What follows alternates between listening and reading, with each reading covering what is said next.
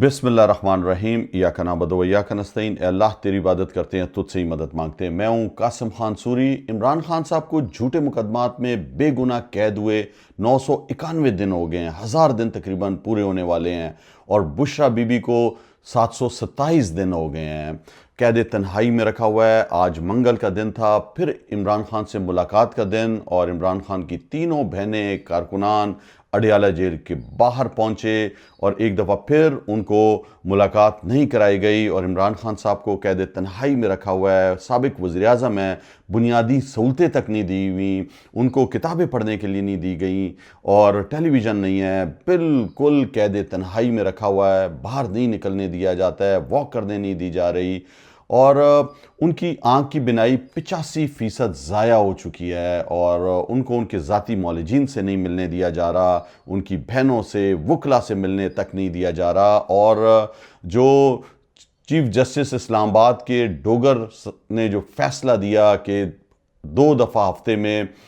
منگل اور بدھ کے دن عمران خان صاحب سے ملنے دیا جائے گا، اور باقاعدہ انہوں نے یہ حکم نامہ جاری کیا، لیکن حکم نامہ کون مانتا ہے؟ ملک میں تو عاصم لاء لگا ہوا ہے۔ عاصم لاء میں تو پابندی ہے کہ عمران خان صاحب کی نہ تصویر آئے گی، نہ ان کی آواز آئے گی، نہ ان سے کوئی ملاقات ہوگی۔ تو عدالتیں جو بھی فیصلہ دے دیں، لیکن اس پہ عمل درآمد جو ہے وہ عاصم لاء کے ذریعے ہوتا ہے، اور عاصم لاء میں جو ہے وہ خوف پر مبنی بزدلانہ جو فیصلے ہیں اس کے مطابق جو ہے وہ عمران خان صاحب کو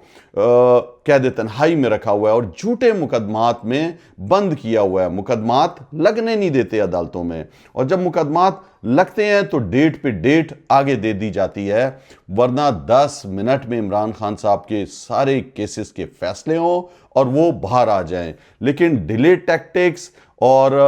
26ویں ترمیم اور 27ویں ترمیم کا ناجائز استعمال اور نہ ملنے دینا جو ہے وہ ہم سب کے سامنے ہے، کہ وہ ڈرتے ہیں کہ عمران خان صاحب کا بیان آ جائے گا تو ان کی کیے دھرے پر پانی پھر جائے گا، اور اسی طرح بشرا بی بی کو بھی صرف اور صرف عمران خان صاحب کو اذیت دینے کے لیے، توڑنے کے لیے کسی طرح وہ ڈیل پہ آ جائیں۔ 727 دن ہو گئے ہیں جیل میں بے گناہ جھوٹے مقدمات میں قید ہوئے۔ وہ سیاسی خاتون ہی نہیں ہے، باپردہ خاتون، گھریلو خاتون، لیکن ان کو بھی اتنی اذیت میں رکھا ہوا ہے، گندے سیل میں رکھا ہوا ہے جہاں پہ مچھر، مکھیاں، کیڑے مکوڑے ہیں، اور ان کی بھی آنکھ کی بینائی عمران خان صاحب کی طرح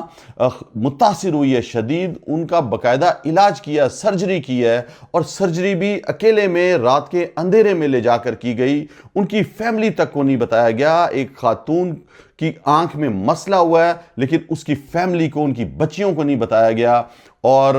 پٹی لگی ہوئی تھی، کالی اینک پہنی ہوئی تھی۔ جب ان کی بچیوں کو ان سے ملایا گیا تو ان کو ضرورت ہے کہ اٹینڈنٹ ہو ان کے پاس، کوئی ان کی اپنی گھر کے لوگ ہوں، ان کو ہسپتال میں ایڈمٹ کراتے، لیکن اتنا خوف ہے، اتنے ڈرپوک ہیں کہ ان کو ہسپتال میں ایڈمٹ تک نہیں کیا گیا آپریشن کے بعد، اور سیدھا جو ہے ان کو کال کوٹری میں لے آئے، اور ابھی تک قید تنہائی میں رکھا ہوا ہے۔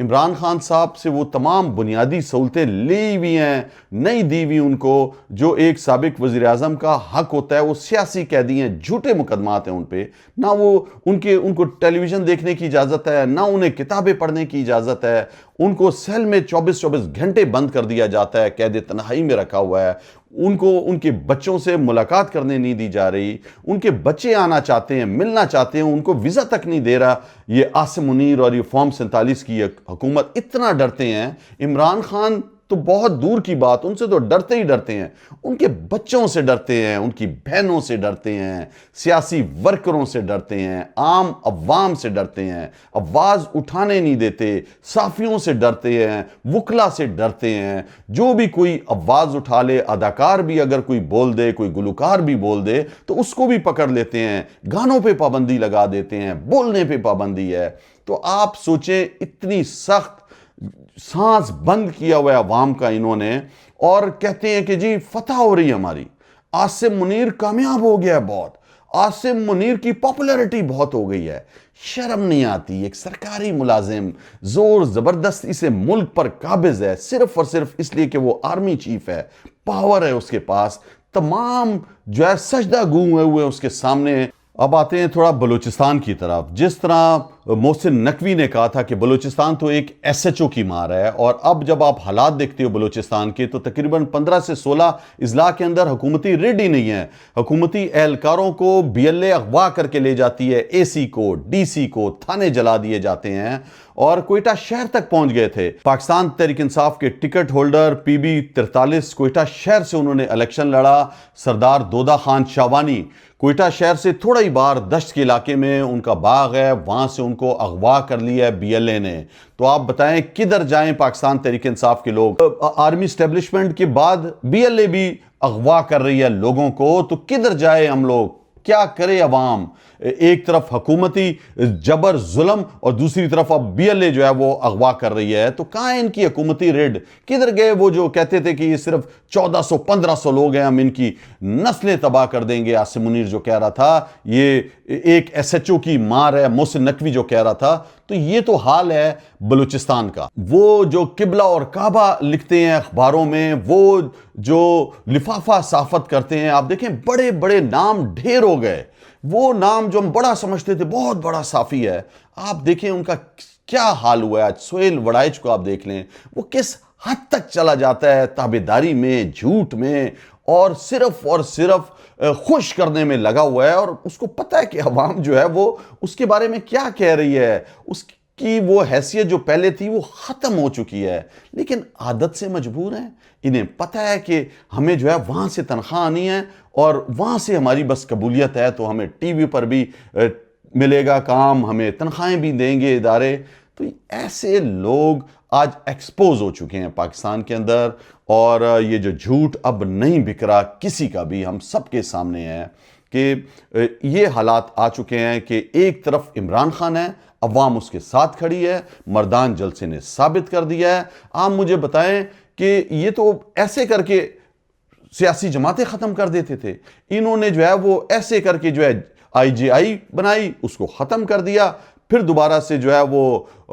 کاف لیگ بنائی، اس کو ختم کر دیا، ایم کیو ایم بنائی، ختم کر دیا۔ یہ سمجھتے تھے پی ٹی آئی کو بھی اسی طرح ختم کر دیں گے۔ ہمارے سامنے ٹی ایل پی کی ایک دن کی مزاحمت کے بعد آج وہ زمین دوست ہو گئی ہے، نام لینے والا نہیں ہے اس کا۔ پاکستان تحریک انصاف کے ساتھ جو ظلم اور جو زیادتیاں ہوئی ہیں، جو جبر ہوا ہے، فسطائیت ہوئی ہے، ہماری ماؤں بہنوں کے ساتھ گھر توڑے گئے، کاروبار تباہ کیے گئے، ہم پھر جو ہے وہ غداری کے مقدمات بنا دیے گئے، بغاوت کے مقدمات بنائے گئے، دہشت گردی کے پرچے کاٹے۔ عام لوگ جو پہلی دفعہ سیاست میں عمران خان صاحب کی ساتھ آئے، وہ خواتین جو پہلی دفعہ ایکٹیو ہوئی، 51% آبادی کا حصہ ہے خواتین ہماری، ان کو پہلی دفعہ عمران خان نے عام پڑھی لکھی خواتین کو سیاست میں لے کے آئے، ان کو عبرت کا نشان بنایا، ان کو بلیک میل کیا، پارٹیاں چھڑوائیں پڑھی لکھی خواتین سے، اور آپ سب کے سامنے ہے کہ وہ خواتین جو چھوڑ گئیں وہ دوبارہ ایم این اے بنی ہوئی ہیں، ایم پی اے بنی ہوئی ہیں، صرف اور صرف اس لیے کہ وہ آرمی اسٹیبلشمنٹ کی باندھی بن گئی ہیں، وہ حق اور سچ پہ نہیں کھڑی ہوئی، اور جو حق اور سچ پہ کھڑے ہوئے ان کو آپ تنگ کرتے ہو، ان کو جو ہے الیکشن نہیں لڑنے دیا گیا، اور وہ جیلوں میں بند ہیں۔ آج پنجاب کی قیادت جیل میں بند ہے۔ عمران خان صاحب نہیں ٹوٹ رہے، 4 سال ہو گیا یہ کہتے تھے پارٹی ختم کر دیں گے، نام لینے والا نہیں ہوگا۔ آج بھی عمران خان کے کہنے پہ سینٹ کا اپوزیشن لیڈر ہے، قومی اسمبلی کا اپوزیشن لیڈر ہے، پورے صوبے میں حکومت ہے، 105 یا 7 کے قریب پنجاب کے اندر ایم پی ہیں آپ کے، فارم 47 پہ تم نے جتایا، ورنہ 90% ووٹ عمران خان کو پڑے۔ 200 سے زیادہ سیٹیں تھی قومی اسمبلی کے اندر، اور 17 سیٹوں والوں کو لا کر تم نے جو ہے نا، جس پر 16 ارب روپے کی کرپشن کے چارجز تھے، شہباز شریف، اس کو تم نے وزیر اعظم بنا دیا ہے۔ آج وہ تمہارے صرف قصیدے گاتا ہے۔ آپ دیکھیں کہ نواز شریف کو دھوپ لگانے کے لیے گلگت بلتستان میں الیکشن کی کمپین کے لیے نکالا ہے، وہ جناب اب وہ بھی باتیں کر رہے ہیں۔ 3 سال سے چپ بیٹھے ہوئے تھے، صرف اور صرف اپنی بیٹی کے ساتھ میٹنگیں اٹینڈ کرتے تھے پنجاب کی۔ آج وہ کیا کہہ رہے ہیں؟ وہ کہہ رہے ہیں جی پنجاب سب سے ترقی یافتہ اور سب سے زیادہ کام صرف پنجاب اور وفاقی حکومت کر رہی ہے۔ مطلب کہ نواز شریف کی آنکھیں ہیں جو صرف اپنے رشتہ داروں کو دیکھ رہی ہیں، خاندان،